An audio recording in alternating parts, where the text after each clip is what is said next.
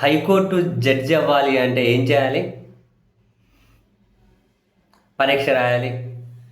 కింది కోర్టులో నుంచి అంటే జడ్జి పరీక్ష రాయాలి. కింది కోర్టు నుంచి సర్వీస్ చేయాలి. ప్రమోషన్ల మీద హైకోర్టు జడ్జి అవుతారు. మరో దారి, హైకోర్టులో కనీసం 10 సంవత్సరాలు ప్రాక్టీస్ చేసి ఉండాలి. డీల్ చేసిన కేసులు, మన పనితనం, అనుభవం ఇవన్నీ పరిగణలోకి తీసుకొని తర్వాత బార్ కౌన్సిల్ రెఫర్ చేస్తే హైకోర్టు జడ్జి అవుతారు. ఇవి రెండే ఇప్పటి వరకు భారతదేశంలో మార్గాలు. కానీ తెలంగాణకు చెందినటువంటి జీవి శ్రవణ్ కుమార్ అనే వ్యక్తి, ఏం పేరు, జీవి శ్రవణ్ కుమార్ అనే వ్యక్తి మూడో మార్గాన్ని ఎంచుకున్నారు. నన్ను హైకోర్టు జడ్జి చేయండి అని చెప్పి ఏకంగా సుప్రీంకోర్టులో ఒక పిటిషన్ వేశారు.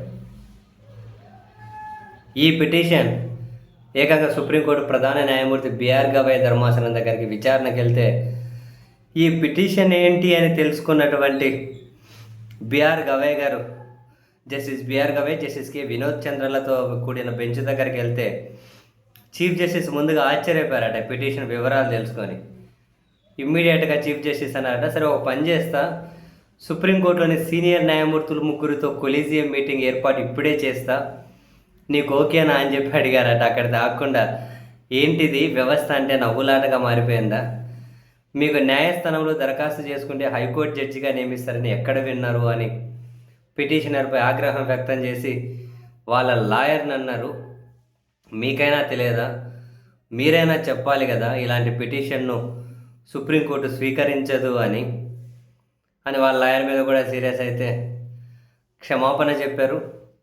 ఆ పిటిషన్ను ఉపసంహరించుకున్నారు.